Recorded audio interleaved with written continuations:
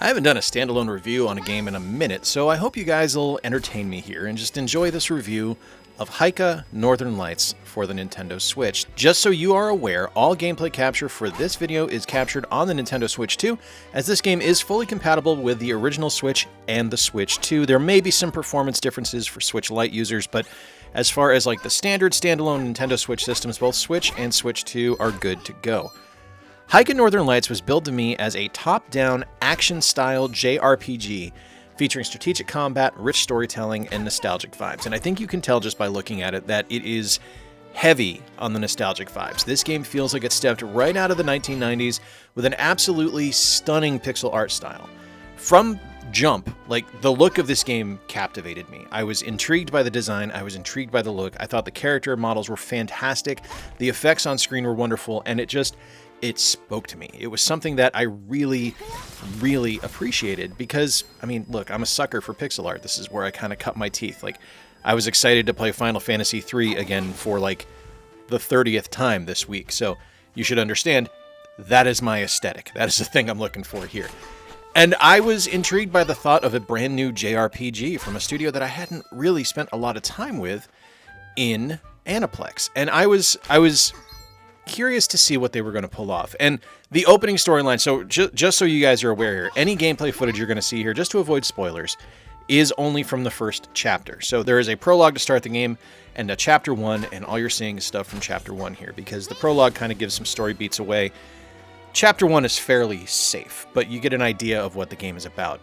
This takes place in a post-apocalyptic world where Hyke's mother was, in the prologue, killed. Just to kind of rip the Band-Aid off, she was killed in the opening prologue, and you pick up her role of her daughter, of Hyke, and you are out looking for your mother. The world is just absolutely just destroyed by war. There are greedy corporations and greedy soldiers everywhere trying to find the different witches that are still existing in the wild to eliminate them, basically. And it's something where, when you kind of look at it from a bird's eye view, the storyline is pretty basic. Like, it's not something where it's really being extra ambitious or anything like that, as far as like trying to set out to do something different here with what the kind of storyline is. But it's also intriguing because the character of Hyke and all the different witches that you're able to play as, the different characters you're able to play as, are intriguing, and they're different, and they all have their own unique personalities, which I really like. Like I said, the look of the game is wonderful. It is an absolutely stunning visual presentation where every level you go to is going to have some kind of signature element to it, or some kind of signature graphical quality that's going to stand out to you. Like in this first level here, there's a ton of just different mechanical things and stuff like that you're going to find in the background as you're going through, trying to worm your way through this amusement park that's been abandoned. And the forest is kind of reclaiming everything, so things are kind of dilapidated and broken down. You'll see like destroyed bumper car carts and stuff like that around, and carousel ponies scattered throughout the winds, and I think that's kind of neat. Where it kind of falls a little bit as far as visuals go is reused assets. Like, and I know that for someone who loves the 16-bit style and the 8-bit style, that's a heavy cross to bear when you're talking about reused assets, since those games kind of specialized in it. But you're going to notice as you're going through that you're not going to see a lot of variation on things in the background. Like, all of there's like moose skeletons, for example, here. You're going to see those in the background, and it's going to be the exact same sprite everywhere you go. There are bumper cars. Those are the exact same sprites. Same thing with the different like carousel ponies that I mentioned. Those are all the same sprites. So in that case, it does feel more constructed than it does natural, but I think that's kind of a limitation of the art style they were going for. So if that doesn't bother you, then you're set, because the stuff that isn't reused is gorgeous. The character designs are wonderful. The enemy designs are cool as hell. Now, yeah, you're going to see some repetition on those designs, but that's okay. That's kind of to be expected in a game like that. Like, we still get character design repetition in Dragon Quest XI. We just had a different color palette slapped on them. So if you're expecting that to be completely unique on everything you do, that's not going to happen, and you need to kind of reassess your evaluation here, or reassess your expectations here, because it's unfair. One of my favorite things about the title is the music. The actual audio in the game, the music is incredible. One of the most beautiful orchestral scores I've ever heard in a video game, and something that you can immerse yourself in. In fact, there are interstitial stages as you're playing where you go back to a camp, because camping is a big part of the title, And you have a music player you're able to kind of set up, and you can actually design your own playlists and things like that, which I love.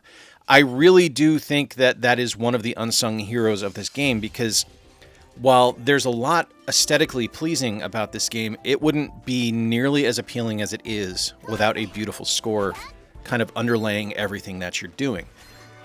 I am truly impressed with the audio quality and the sound quality of the game, because it is really something magical. Now, sound effects, voices, things like that, they can be a little bit grating. It is definitely a lot of repetition there, and this is kind of like, I think that might be the story of the game, is it's a lot of repetition in areas where maybe you wouldn't expect it to be repeated. So, like I mentioned with the artwork, there's a lot of reused sprites in the background. With the audio, for sound effects and for audio cues from character voices and things like that, it's a lot of reused assets. So it's not a lot of variety or changes or anything like that. So when you're using a particular character, if you're doing a particular attack, you're going to hear the same audio cue over and over and over again. And that can be a little jarring, and it can be a little grating. Where I think the game both suffers and excels is in gameplay. For me, when I had this game presented to me, it was presented to me as a 2D action JRPG. So I was expecting heavy customization, heavy like level grinding and things like that. And I just don't feel that from this game. Now, as a 2D action RPG, if that's what you're expecting, you are going to be absolutely thrilled, because that's exactly what this game is. You are wandering through levels, you are fighting enemies that appear, and there you go. You have your different spells and things like that you can use, but it doesn't have the hallmarks of a traditional JRPG that I was kind of, maybe that's a failing on my part. That's what I was expecting based on the email when this was presented to me, when they asked me if I wanted a review code, but it wasn't something where I went in thinking, oh, this is going to be a lot more Zelda-like than a Final Fantasy-like. And again, maybe that's just an expectation on my part, but when it was presented to me as a JRPG, that's what I anticipated. And one of the things that just doesn't work for me in particular, and your mileage may vary on this might be right up your alley, just for me it didn't quite connect, was the way the levels are set up. It almost feels a little bit like Super Mario RPG, where you're wandering through different screens, and when you finish that, you go back to the base layer. Like, when you finish a particular scene, you go back to camp.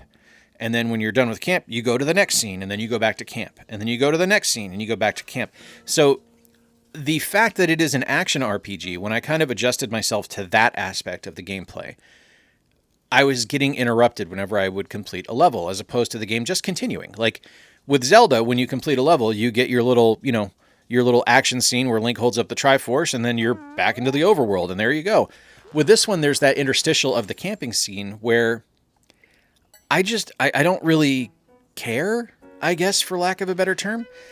And it just, and like I said, maybe that's just a disconnect for me. That might be something that's right up your alley. But for me, it didn't land. It was something where I was almost more bothered by the fact that I was taken to this interstitial than I was if I had just kept playing.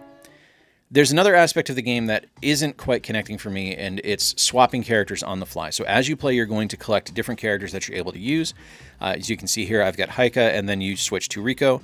And it's just something that doesn't land for me, because I guess, again, maybe this is that expectation of having this be a JRPG where I would have a party and be able to use the different characters at the same time and have their abilities kind of build off of each other.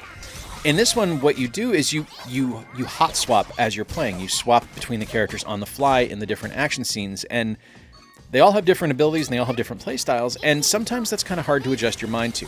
For me, it just doesn't work. It's not something that I really like. It's something where some people might enjoy it and absolutely love it, but for me, it just doesn't land, and that's okay. Not every game is for every person.